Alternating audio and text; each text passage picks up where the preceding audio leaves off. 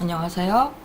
네, 이번 영상에서는 CSS의 가장 기본적인 개념인 박스 모델에 대해서 알아보도록 하겠습니다. 분량이 꽤 될 거기 때문에 오늘은 테두리 스타일 지정하는 데까지 살펴보고요. 다음 영상에서 여백이나 이 박스 모델을 이용을 해서 위치를 지정하는 방법에 대해서 살펴보도록 하겠습니다. 일단 박스 모델에 들어가기 전에 인라인 레벨 요소와 블록 레벨 요소의 개념부터 알고 시작을 해야 돼요.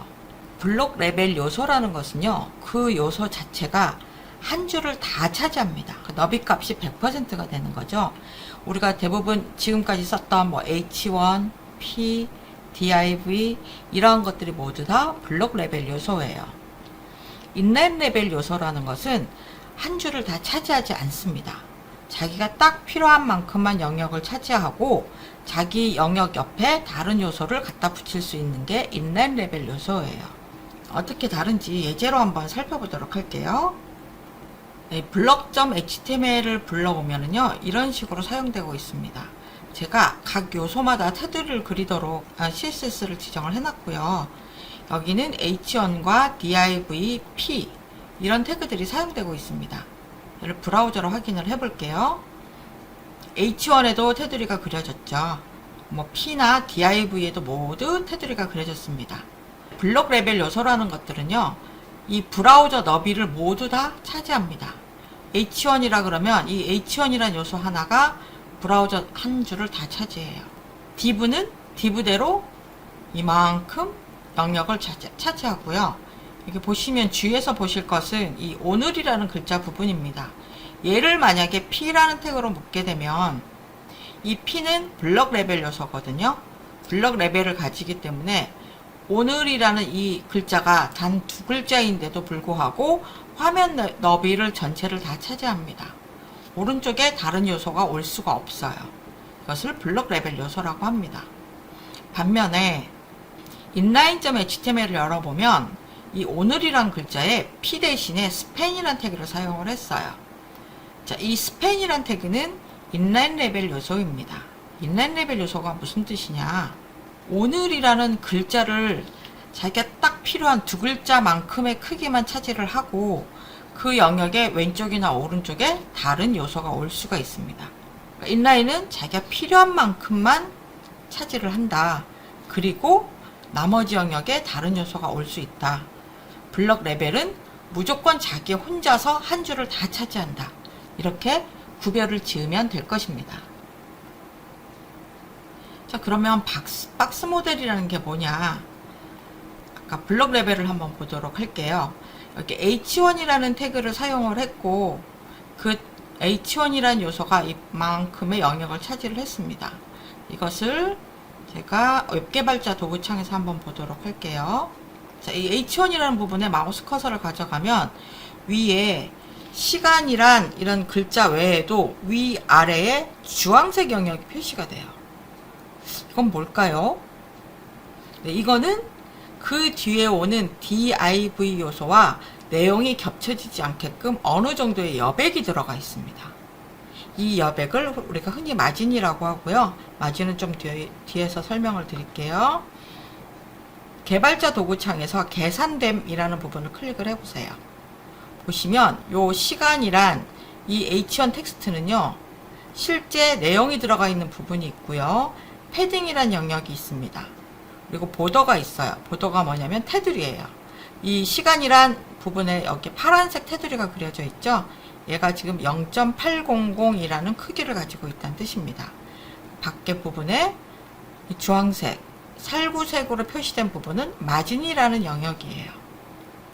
여기는 지금 21.440 픽셀이라는 크기를 차지를 하고 있어요. 모든 웹 요소가 화면에 표시될 때는 단순히 그 내용만 표시되는 게 아니라 내용 영역이 있고 패딩이 있고 보더가 있고 마진이 있습니다. 이게 박스 모델이라는 개념입니다. 웹 요소를 모두 사각 영역 안에다 가둬서 배치를 하는 개념이에요. 네, 지금 오른쪽 그림을 보시는 것처럼 박스 모델 그러면 콘텐츠 영역을 기준으로 해서 패딩과 테두리와 마진이 있다. 그리고 이 전체 하나가 하나의 웹 요소를 나타낸다. 이렇게 기억을 해주시면 되고, 패딩, 테두리, 마진은 앞으로 하나씩 배워나가도록 하겠습니다. 그럼 우선 이 콘텐츠 영역부터 보도록 할게요. 콘텐츠 영역의 크기를 지정하는 width와 high라는 속성이 있습니다. 그 안에 들어가는 크기, 얼마가 될 것인지를 지정을 하는 거예요. 오른쪽 코드를 보시면요, 두 개의 div 영역이 있고요. 하나에는 박스1이라는 스타일이 적용되어 있고 밑에는 박스2라는 스타일이 적용되어 있습니다.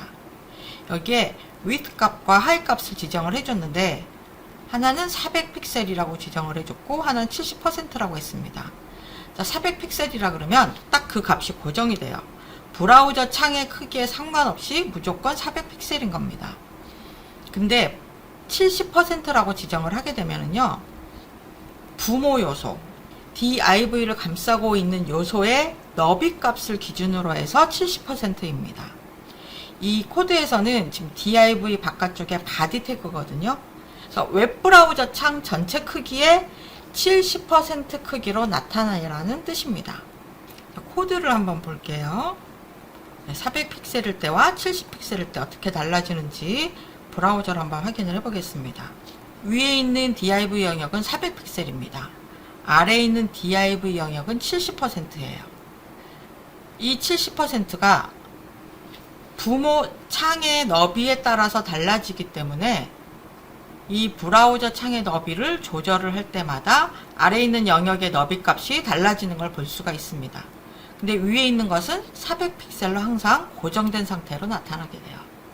콘텐츠 영역의 너비를 결정할 때 함께 고려해야 될 속성이 있는데요. 박스 사이징이라는 속성입니다. 이것도 한번 브라우저로 볼게요. 자, 이것을 제가 웹 개발자 도구창으로 열어보면요. 첫 번째 있는 박스 1을 개발자 도구창에서 확인을 해보면 제가 400픽셀이라고 지정을 했었죠. 보시면 여기 width 값을 400픽셀이라고 했어요. 그러면 이 박스 모델 그림에서도 콘텐츠 영역의 크기는 400픽셀이 됩니다. 만약에 이런 div 영역이 여러 개가 있어요. 그래서 얘를 크기를 맞춰서 배치를 하고 싶은데 실제 이 div 영역이 차지하는 영역의 크기는 400픽셀이 넘습니다. 왜냐하면 패딩도 고려를 해야 되고 테두리도 고려를 해야 돼요. 이것까지 다 포함해서 400픽셀이 아니라 딱 콘텐츠 영역만 400픽셀인 거예요. 웹문서 안에서 요소들을 여러 개 배치할 때 이 패딩과 보더까지 테두리까지 다 고려해서 400픽셀이 되게끔 하는 게 훨씬 계산하긴 편합니다. 이것까지 고려할 수 있도록 사용하는 속성이 박스 사이징 속성이에요. 박스 사이징 속성에서 값을 보더 박스라고 해주면 테두리까지 포함해서 계산해라 라는 뜻이에요. 여기 400픽셀이라고 되어 있던 것을요, 한번 바꿔볼게요. 스타일 시트 맨 윗부분에다가 전체 선택자를 주고 박스 사이징 값을 보더 박스로 해줘 라고 지정을 해보겠습니다. 보통 이 박스 사이징은 전체 선택자에서 지정을 해요. 웹문서 전체에 적용을 할 거거든요. 이렇게 해놨을 때 어떻게 달라지는지 보도록 하겠습니다. 여기 다시 박스 1으로 돌아가 볼게요. 이번에는 콘텐츠 영역이 400이 아니라 398.4000 이렇게 표시가 됩니다.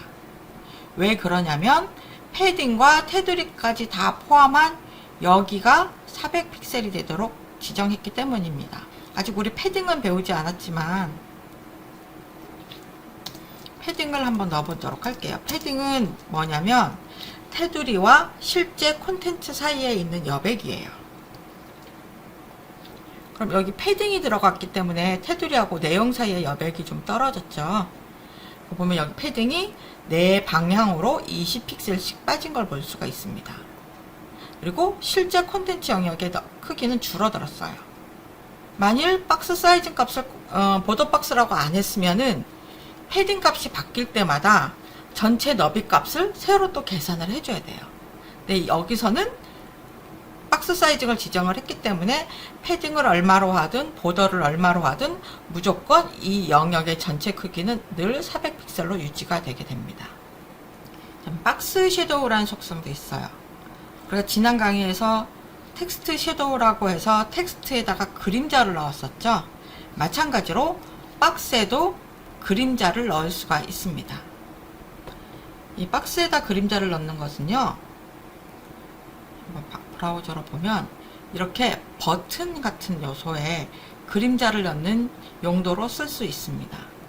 그림자가 없을 때보다 훨씬 입체감을 줄 수가 있어요. 이때도 텍스트 섀도우랑 마찬가지로 가로, 세로, 거리, 그리고 얼마나 번져 나가는지, 그림자 색깔, 이런 걸 지정하실 수가 있습니다.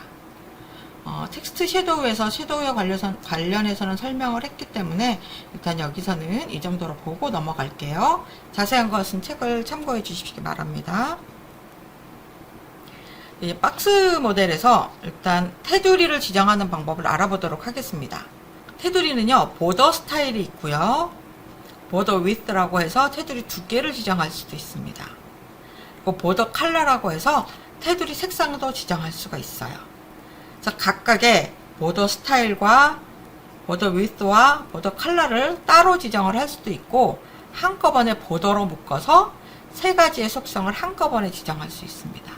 보더 스타일은 여러 개가 있는데 가장 많이 쓰이는 것은 실선을 그리고 싶으면 솔리드, 점선으로 그리고 싶으면 다티드, 대쉬드는 직선으로 된 점선이라고 생각하시면 돼요. 더블은 이중선입니다. 그 외에도 여러 가지 값이 있어요. 보통은 솔리드나 다티드 정도 사용을 하시면 되고, 이 값은 자주 사용하는 값은 기억을 해두시는 게 좋겠죠. 보더 스타일, 솔리드 이렇게 하게 되면 다 실선으로 그리는 겁니다. 자, 여기서 한번 코드로 작성을 해볼까요? 첫 번째 div 요소에 div 영역에 실선 테두리를 그려보려고 합니다. 박스 1이라는 스타일을 한번 만들어 볼게요. 보더 스타일을 실선, 솔리드로 지정을 하겠습니다. 그리고 여기다가 클래스 이퀄 박스 1 이렇게 지정을 하면 되겠죠. 이렇게 하고 브라우저로 확인을 해 볼게요. 네 방향의 테두리가 그려지는데 이 각각의 테두리는 실선입니다. 이렇게 보더 스타일을 하고서 값을 하나만 지정을 하게 되면 이 값이 네 군데 방향에 모두 지정이 됩니다. 브라우저 개발자 도구 창으로 보면 여기 보더 스타일이 솔리드라고 되어 있어요. 여기 삼각형을 한번 클릭을 해보시면은요, 보더 탑 스타일도 솔리드고 보더 라이트 스타일도 솔리드다. 즉 값 하나로 탑, 라이트, 바텀, 레프트 4개의 스타일을 지정한 것과 똑같은 효과를 만드실 수가 있어요. 이 말은 각각 다르게 지정할 수도 있다는 뜻입니다. 값을 4개를 지정하실 수도 있어요. 솔리드, 다티드, 대쉬드, 더블 이렇게 지정을 해볼게요. 이렇게 4개의 값을 이용을 해서 4방향의 스타일을 따로 지정하실 수도 있는데, 이때 이 순서가 되게 중요합니다. 첫 번째 값은 탑, 두 번째는 라이트, 세 번째는 바텀, 네 번째는 레프트입니다. 탑, 라이트, 바텀, 레프트 이거를 잊어버리시면 안 돼요. 볼까요? 브라우저 창에서 첫 번째 솔리드 탑, 다음에 두 번째 다티드는 라이트라고 했어요. 다음에 대시드는 바텀, 더블은 레프트. 탑, 라이트, 바텀, 레프트의 순서로 적용이 됩니다. 만일 2개만 지정을 해볼게요. 이랬을 경우에 첫 번째 값은 탑, 두 번째는 라이트, 다시 첫 번째로 돌아와서 바텀, 그리고 레프트. 즉, 첫 번째 값은 위와 아래 값이 되고, 두 번째 값은 오른쪽과 왼쪽의 값이 됩니다. 저장하고 한번 볼게요. 네, 여기 한번 펼쳐보면 탑은 솔리드고, 그 다음 라이트는 다티드, 다시 바텀은 솔리드고 레프트는 다티드, 이런 식으로 값이 배정된 것을 볼 수 있습니다. 4개를 다 쓰실 수도 있고 2개만 쓸 수도 있어요. 그러면 값을 만약에 3개로 하게 되면 어떻게 될까요? 자, 그러면 순서대로 한번 가보죠. 탑, 라이트, 바텀, 뭐가 빠졌냐면 레프트가 빠졌어요. 빠진 값이 있다면 마주보는 값을 사용을 하시면 돼요. 지금 left가 빠졌죠. 그럼 left가 마주보는 right 값을 사용을 합니다. 그래서 여기는 없지만 doted하고 같은 값을 쓰게 될 거예요. 볼까요? 네, top, solid, doted는 right 값, dashed는 bottom 값, left 값이 없네요. 그랬을 경우에는 마주보는 right 값을 그대로 doted로 가져다 쓰게 됩니다. 네, 지금 제가 설명드린 top, right, bottom, left는요. 앞으로 배울 패딩이나 마진에서도 똑같이 지정이 됩니다. 그리고 보더 속성을 이용을 해서 테두리 스타일과 두께, 색상을 한꺼번에 묶어서 쓸 수가 있는데 이때 보시면 여기 보더라고 해놓고 3픽셀 이것은 테두리 두께입니다. 다티드 얘는 스타일이네요. 블루 이거는 테두리의 색상입니다. 요 값이 하나를 가지고 네 방향에 3픽셀짜리 다티드 블루를 지정했다. 그래서 P 영역에는 그만큼 지정된 걸 보실 수가 있고요. 첫 번째 H1 영역에 보시면 보더 바텀 이래서 아래쪽에만 따로 지정하실 수도 있어요. 아래쪽에 3픽셀짜리 실선을 그려주는데 색상은 이런 RGB 값을 써줘. 그럼 아래쪽에만 테두리를 그려줍니다. 바텀 대신에 보더 탑 하게 되면 위쪽에 그려지겠죠. 네, 이렇게 보더 속성으로 네 방향을 모두 지정할 수도 있고 보더 다음에 하이픈을 붙여서 탑, 라이트, 바텀, 레프트를 붙이면 왼쪽에만 또는 오른쪽에만 이런 식으로 특정한 위치에 테두리를 그리실 수도 있습니다. 이 테두리와 관련된 예제는 책에 많이 실려 있으니까요. 그 예제를 참고하셔서 테두리의 스타일과 색상과 두께도 한번 연습을 해보시고 각 네 방향을 따로따로 지정하는 것도 한번 연습을 해보시기 바랍니다. 네, 테두리와 관련해서 재미있는 속성이 하나 있는데요. 보더 레디어스라는 속성입니다. 이 박스 모델이라는 게 여기 그림을 보시면은 이 테두리가 딱 직각으로 표시가 되죠. 사각형이기 때문에. 근데 보더 레디어스를 이용을 하면 이 꼭지점 부분을 둥글게 처리를 할 수 있습니다. 어떤 방식으로 처리를 하느냐, 이 꼭지점 부분에 원이 하나 있다라고 생각을 하는 거예요. 그리고 그 원에 반지름 값을 지정을 해주는 겁니다. 그럼 그 원이 있는 것처럼 이 꼭지점 부분을 깎아내게 돼요. 여기 이 R 값을 우리가 지정을 해주는 것이죠. 백분율 값, 몇 %라고 지정하실 수도 있고 px, 픽셀 값으로 지정을 하실 수도 있습니다. 예제 코드를 한번 보도록 할게요. 네, 지금 여기에는 이미지가 두 개가 들어있어요. 이렇게 사각형 이미지가 있죠. 여기서 제가 라운드라고 하는 클래스 스타일을 한번 만들어 보겠습니다. 보더 레디어스 라는 속성을 이용을 해서 픽셀 값을 주셔도 되고 퍼센트 값을 주셔도 된다고 했어요. 제가 한 25픽셀 정도로 지정을 해 볼게요. 또 이 라운드를 어디에 지정을 할 거냐면 두 번째 이미지에다가 클래스 이퀄 라운드라고 지정을 해 보겠습니다. 확인을 해 보면은요, 원래 이미지는 이렇게 각이 져 있는데 두 번째 이미지에는 보더 레디어스를 지정을 했기 때문에 이쪽이 깎인 효과가 나타납니다. 여기에 반지름 25픽셀짜리 원이 들어가 있는 것처럼 처리를 해준 거예요.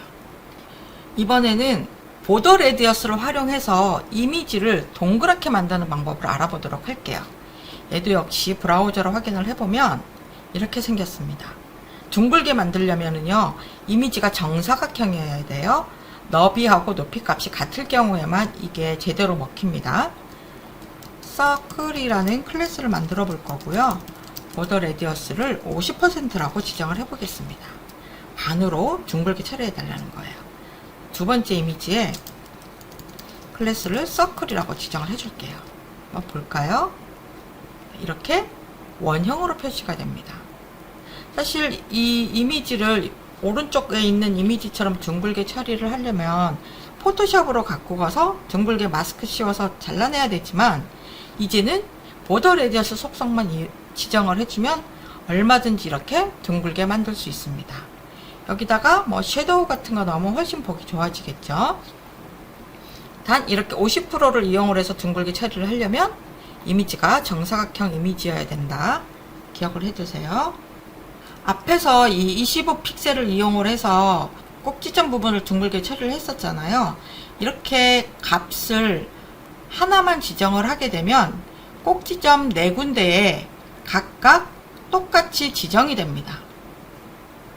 하지만 원하신다면 꼭지점 방향에서 각 다르게 값을 지정하실 수도 있어요. 각 꼭지점을 부르는 이름이 있습니다. 탑 레프트, 탑 라이트, 바텀 라이트, 바텀 레프트. 이 값을 이용을 해서 원하는 부분만 둥글게 처리할 수도 있습니다. 여기 보시면 우리는 아까 보더 레디어스라고 했었는데 이 보더와 레디어스 사이에 위치를 나타내는 키워드를 넣어주시면 돼요. 보더 레디어스를 그릴 건데 탑 레프트 값을 바꿔줘 또는 탑 라이트 값을 바꿔줘 라고 이렇게 지정을 하면 왼쪽 윗부분과 오른쪽 윗부분에만 둥글게 처리를 할 수 있습니다. 여러 가지로 활용할 수 있겠죠. 네, 이렇게 해서 오늘은 박스 모델의 개념에 대해서 알아봤고요. 박스 모델에서 테두리 부분을 어떻게 지정하는지 여러 가지 속성에 대해서 알아보았습니다.